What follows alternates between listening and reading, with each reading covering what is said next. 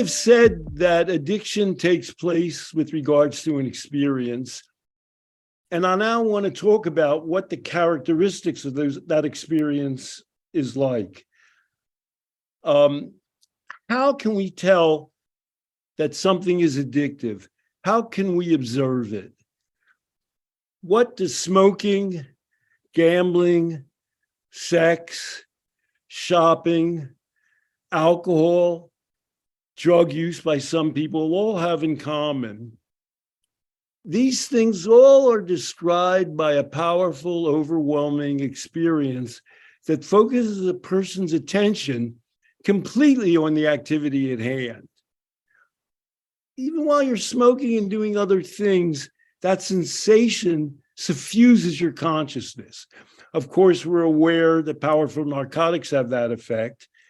People, when they're in a gambling establishment, are transfixed by the gambling activity, by the machine, by the cards. People who get addicted to sex are engaging in an activity that's intensely, immediately pleasurable, and it has the effect of overwhelming their concern about everything else. People who are in an addictive love relationship become so overwhelmed by the object of their affection, so concentrated on that person, so constantly in the throes of thinking about being with them, but even when they're not with them, that other person completely occupies their attention. A powerful experience is the center of what addiction is all about. Now, people turn to all of these experiences in a similar way. It allows them to escape the concerns that they currently have. When they're gambling, when they're sexually involved, when they're in love, they're not worried about how are things going at work. How are things going with my children? How am I doing health-wise? How am I doing financially? But there's a strange cost involved in turning your concentration in that direction. While you're engaged in that activity, like drugs or alcohol, you're not doing anything to remedy or attack or improve all of these other aspects of your life. In fact, the addictive activity actually worsens these other things. Somehow you become less capable of dealing with other people by being addicted and totally immersed in sex or drugs or gambling.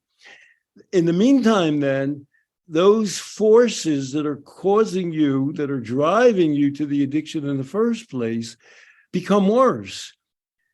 And in the meantime, you've only learned one way of coping with that detriment to your life, which is turning to the addictive experience to feel at peace, to feel that you're okay, to feel that your life has value.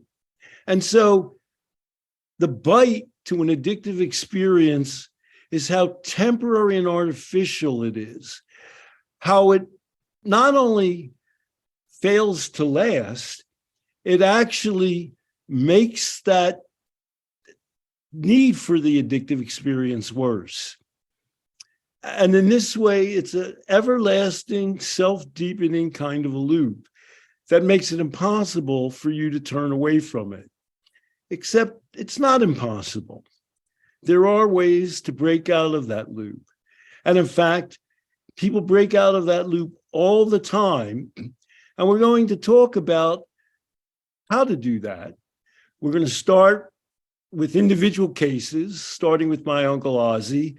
And it often occurs with just kindling a simple value response, but it usually entails re-engaging in the rest of your life in a deeper, more tangible, more satisfying way that you can be supported in, both in terms of your own activities and values, but by the support of others, including helpers and the community.